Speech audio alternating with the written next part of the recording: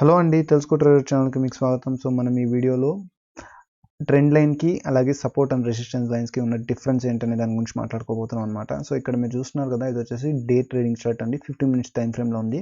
So day trade కోసం నేను prepare చేసుకున్న ఒక చార్ట్ అనమాట. ఓకేనా, రైట్. సో ఇక్కడ మనకు రెండు రకాల లైన్స్ కనిపిస్తూ ఉంటాయండి. ఒకటి సపోర్ట్ అండ్ రెసిస్టెన్స్ లైన్ అంటారనమాట. సో ఇది అనమాట. సో దీనికంటే ఒక నెంబర్ అసైన్ అయి ఉంటుందండి. మీరు ఇక్కడ చూస్తే ఈ ఈ లైన్కి ఒక నెంబర్ అసైన్ ఉంటుంది. ఓకేనా, ఇది సమాంతరంగా ఉంటుంది. ఓకేనా, అలాగే ఇది చూసినట్లయితే దీనికి ఎటువంటి నెంబరు ఉండదు. ఇది వచ్చేసి క్యాండిల్ స్టిక్స్ని బేస్ చేసుకొని, క్యాండిల్ స్టిక్స్లో వచ్చే స్వింగ్ లోస్ని కానీ స్వింగ్ హైస్ని కానీ బేస్ చేసుకొని మనం ఒక లైన్ని డ్రా చేస్తామన్నమాట. సో దీనికంటూ ఎటువంటి నెంబరు అసైన్ అయి ఉండదు. దీన్ని మనం ట్రెండ్ లైన్ అంటాం అనమాట. ఓకేనా, సో దీన్ని మనం సపోర్ట్ అండ్ రెసిస్టెన్స్ లైన్గా మనం అనుకుంటాము. ఓకేనా, సో మనకి ఇది ఎలాంటి టైంలో మనము యాక్షన్ తీసుకోవాలి అంటే బై యాక్షన్ కానీ సెల్ యాక్షన్ కానీ ఏదైనా సరే తీసుకోవడానికి ఈ లైన్ అనేది మనకు యూజ్ అవుతూ ఉంటుంది ప్రైస్ యాక్షన్ పరంగా.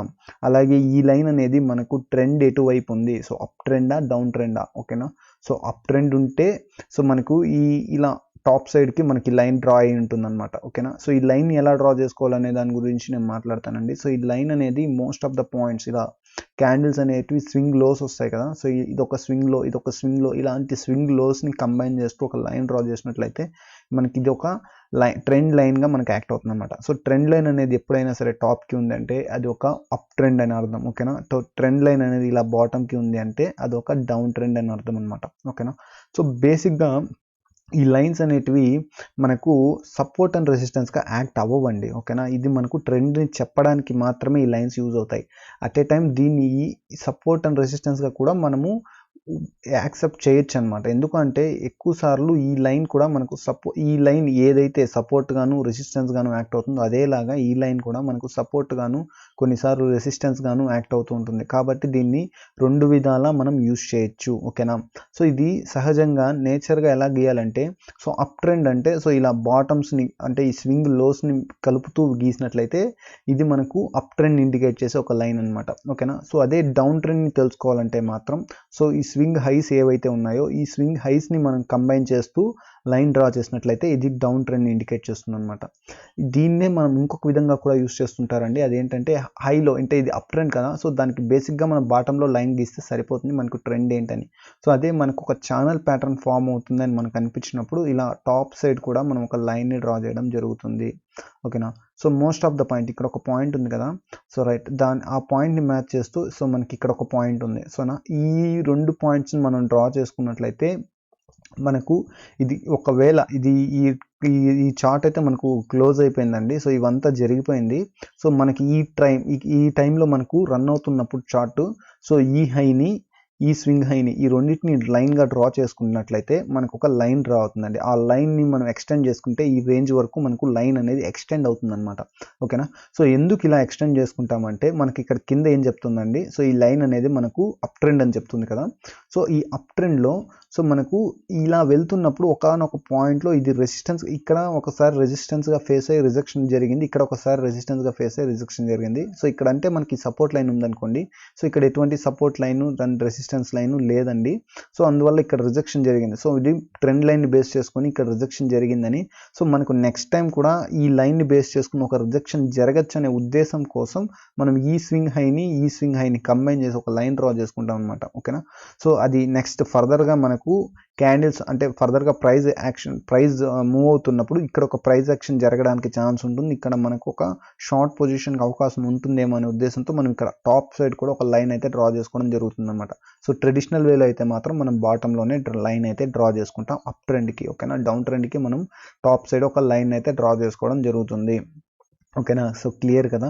సో రైట్, ఇప్పుడు మనం ఈ లైన్ని ఈజీగా ఎలా డ్రా చేయాలనే దాని గురించి ఒక వే చెప్తానండి. సో నార్మల్గా ఈ క్యాండిల్ స్టిక్స్ని బేస్ చేసుకొని మీరు లైన్ని డ్రా చేయగలుగుతున్నారు అంటే హ్యాపీ అండి. సో అలా కాదు, నాకు కొంచెం బెటర్ వే ఏదైనా ఈజీగా ఉంటే ఏదైనా చెప్పండి అంటే, సో రెగ్యులర్గా నేను యూస్ చేసేది వచ్చేసి లైన్ చార్ట్ అండి. ఓకేనా, సో మీరు లైన్ చార్ట్ని అయితే తీసుకోవాల్సి ఉంటుంది. సో ఇది మీకు క్యాండిల్ స్టిక్స్ ఉంటాయి కదా, సో క్యాండిల్ స్టిక్స్ అలాగే హైకెనాషి ఇలా ఉన్నప్పుడు మీరు ఒక లైన్ చార్ట్ని తీసుకొని ఆ లైన్ చార్ట్ యొక్క సెట్టింగ్స్లోకి వెళ్ళండి. అక్కడ మీరు ఖచ్చితంగా ప్రైస్ సోర్స్ అనేది క్లోజ్లోనే పెట్టాల్సి ఉంటుంది అనమాట. ఓకేనా, సో క్లోజ్లో పెట్టుకొని మీరు ఈ లైన్ని మీరు డ్రా చేసుకోగలుగుతారనమాట. సో క్లోజ్లో పెట్టిన తర్వాత సో ఇక్కడ మీకు ఈ పాయింట్ అలాగే ఈ పాయింట్ని టచ్ చేస్తూ మీరు లైన్ డ్రా చేయండి. సో మీకు అది ఫర్దర్గా ఫ్యూచర్లో వచ్చే ఒక సపోర్ట్ గాను, ఒక రెసిస్టెన్స్ గాను, అలాగే ఇప్పుడు ప్రజెంట్ రన్ అవుతున్న ట్రెండ్ ఏంటి, సో ఈ మూడింటిని మీకు అది చెప్తుంది అనమాట. ఓకేనా, రైట్. సో ఇక్కడ మనం డ్రా చేసిన లైన్ అనేది ఈ ఈ విధంగానే, ఈ మెథడ్లోనే, ఈ లైన్ చార్ట్ని బేస్ చేసుకొని ఈ ట్రెండ్ లైన్ అయితే నేను డ్రా చేయడం అయితే జరిగిందనమాట. ఓకేనా, సో మీరు ఇక్కడ చూడొచ్చు, ఈ ట్రెండ్ లైన్ అనేది ఇక్కడ మనకు సపోర్ట్ గాను యాక్ట్ అయిందనమాట. ఓకేనా, సో ప్రతిసారి ఇది సపోర్ట్గా యాక్ట్ అవుతుందా అంటే ప్రతిసారి అయితే అవ్వడానికి ఛాన్సెస్ అయితే లేవండి. సో ఇది రేర్ కేసెస్లో మాత్రమే ఇది సపోర్ట్గా యాక్ట్ అవుతూ ఉంటుంది అనమాట. ఓకేనా, సో మోస్ట్లీ ఇది ఎంత పవర్ఫుల్గా మనకు సపోర్ట్ గాను, ఎంత పవర్ఫుల్గా రెసిస్టెన్స్గా యాక్ట్ అవుతుందంటే అంత ఇదిగా ఇదైతే యాక్ట్ అవ్వడానికి ఛాన్సెస్ అయితే లేవు. ఓకేనా, సో ఇది వచ్చేసి ఈజీ టాపికే అండి. సో ఓకేనా, ఈ రెండింటికి ఉన్న డిఫరెన్స్ ఏంటని చెప్పడం కోసమే మాట్లాడుతున్నాను ఈ వీడియోలో. ఓకేనా, సో ఇది వచ్చేసి హైకెనాషి క్యాండిల్స్టిక్స్ అండి. సో ఈ హైకెనాషిని యూస్ చేసినా కూడా మీరు సింపుల్ వేలో మీకు రెసిస్టెన్స్ని, సపోర్ట్ని ఈజీగా డ్రా చేసుకోవచ్చు అనమాట. ఓకేనా, సో ఇవి ఎందుకు అంటే ఇవే అనమాట, మనం ఇంట్రాడే కానీ పొజిషనల్ కానీ ఏ ట్రేడ్ చేస్తున్నా సరే మనకు యాక్షన్ ఎప్పుడు తీసుకోవాలి. ఓకేనా, అంటే మనము బై పొజిషన్ కానీ సెల్ పొజిషన్ కానీ ఎప్పుడు ఇనిషియేట్ చేయాలి అని చెప్పేవి లైన్స్ ఇవే అనమాట. ఓకేనా, సో అందుకోసమే ఇవి చాలా ఇంపార్టెంట్ అండి. సో అందుకే ఈ డే ట్రేడింగ్ కోర్స్ అనేది మనం సిరీస్ చేస్తున్నాం కదా. సో అందులో థర్డ్ వీడియోగా ఈ డిఫరెన్స్ అనే ఈ మైన్యూట్ టాపిక్ అయినా సరే సో ఒక పెద్ద టాపిక్గా తీసుకొని ఎక్స్ప్లెయిన్ చేయడానికి గల రీజన్ ఏంటంటే, సో నేను చేసే ట్రేడ్లో 80% ఆఫ్ ద ట్రేడ్స్ ఈ ట్రెండ్ లైన్స్ అలాగే ఈ సపోర్ట్ అండ్ రెసిస్టెన్స్ లైన్స్ని బేస్ చేసుకుని ఉంటాయన్నమాట.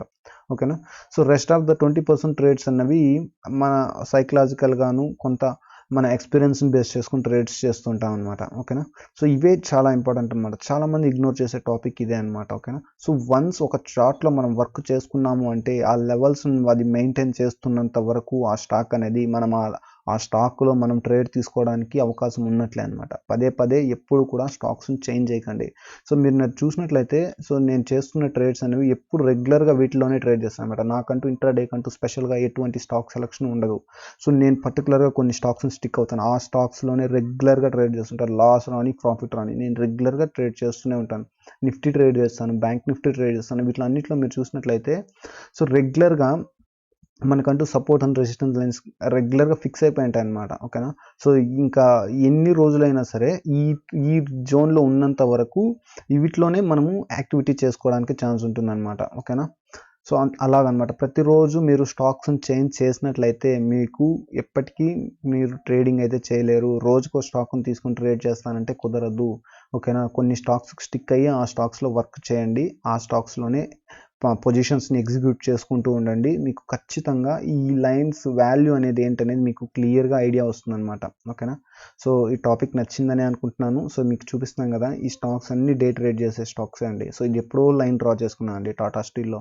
ఓకేనా, సో ఈరోజు చూడండి, ఇది రీసెంట్గా ఈ రోజు క్లోజ్ అయిన చార్ట్ అండి. సో ఇక్కడ చూడండి, మనం అంటే అది ఎప్పుడో సపోర్ట్గా యాక్ట్ అయింది, ఇక్కడ రెసిస్టెన్స్గా యాక్ట్ అయింది, ఇక్కడ మనకు సపోర్ట్గా యాక్ట్ అయింది. సో ఇక్కడ చూడండి, మీకు హైకెనాషి ఐడియా ఉన్న వాళ్ళకి తెలుస్తుంది.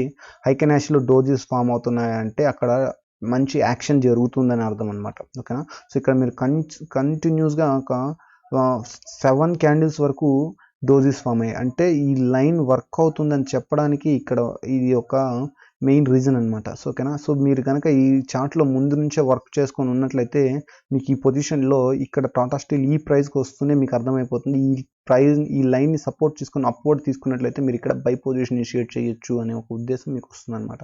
సో అందుకే చెప్పడం అనమాట, ఎప్పుడైనా సరే కొన్ని స్టాక్స్ కొన్ని చార్ట్స్కి స్టిక్ అవ్వండి. అన్ని స్టాక్స్ని సెలెక్ట్ చేసుకొని అంటే రోజుకో స్టాక్ని సెలెక్ట్ చేసుకొని దాంట్లో ట్రేడ్ చేయడం, మళ్ళీ ఇంకొక రోజుకి ఇంకొక స్టాక్ని సెలెక్ట్ చేసుకొని ట్రేడ్ చేయడం ఎప్పటికీ మంచి పద్ధతి కాదు. అలా ఏ ప్రొఫెషనల్ ట్రేడర్ అలా ఎప్పుడూ చేయరండి. సో కొన్ని స్టాక్స్కి స్టిక్ అవ్వండి, ఆ స్టాక్స్లో కంటిన్యూస్గా ట్రేడ్ చేయండి. వీటిలోనే మీకు ప్రాఫిట్స్ అండ్ లాసెస్ని చూడండి. ఓకేనా, సో మీరు వేరు స్టాక్స్ని ఎప్పుడూ సెలెక్ట్ చేసుకోవద్దండి. ఓకేనా, సో ఈ టాప్ 10 స్టాక్స్ ఏవైతే ఉన్నాయో నిఫ్టీలో సో వాటినే తీసుకొని వాటిలో వన్స్ ఇలా వర్క్ చేసుకోండి. సో ఫర్దర్గా మీ లెవెల్స్ని దాటిందా, సో సపోజ్ ఇక్కడ చూడండి ఏదో సంథింగ్ ఐటీసీ దాటింది అనుకుంటాను. సో ఇప్పుడు ఐటీసీ ఉంది కదా, సో ఇది నా లెవెల్స్ ఇవన్నమాట.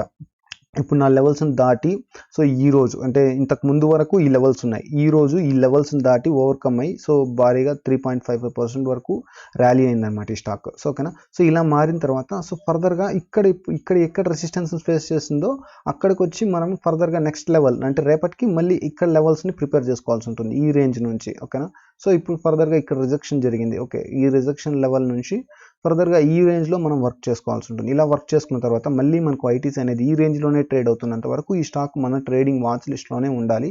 వీటిల్లోనే మనం కంటిన్యూస్గా ట్రేడ్ చేయాలి. ఓకేనా. సో బిగినర్స్కి ఎందుకు చెప్తున్నాను అంటే ఇప్పటికీ కూడా నాకు స్టాక్ సెలెక్షన్ గురించి చెప్పండి అంటున్నారండి. సో అందుకోసమే చెప్పాను. సో మీకు అర్థమైందని అనుకుంటున్నాను. సో ట్రెండ్ లైన్కి సపోర్ట్ లైన్కి ఉన్న డిఫరెన్స్ ఏంటి, అలాగే స్టాక్స్ మనం ఒక స్టాక్ చార్ట్ని ప్రిపేర్ చేసుకున్న తర్వాత దాంట్లో మనం మెయింటైన్ చేయాల్సిన విధానాలు ఏంటి అనే దాని గురించి నేను చెప్పడం అయితే జరిగింది. సో నచ్చిందని అనుకుంటున్నాను. సో చిన్న టాపికే లెంత్ ఎక్కువైంది అనుకుంటాను. So okay, no problem. So thanks అండి, థ్యాంక్స్ ఫర్ వాచింగ్ ఈ వీడియోని చూసినందుకు. సో ఛానల్ని ఇప్పటివరకు మీరు కనుక సబ్స్క్రైబ్ చేసుకున్నట్లయితే సబ్స్క్రైబ్ అయితే చేసుకోవడానికి అయితే ట్రై చేయండి. థ్యాంక్ యూ అండి.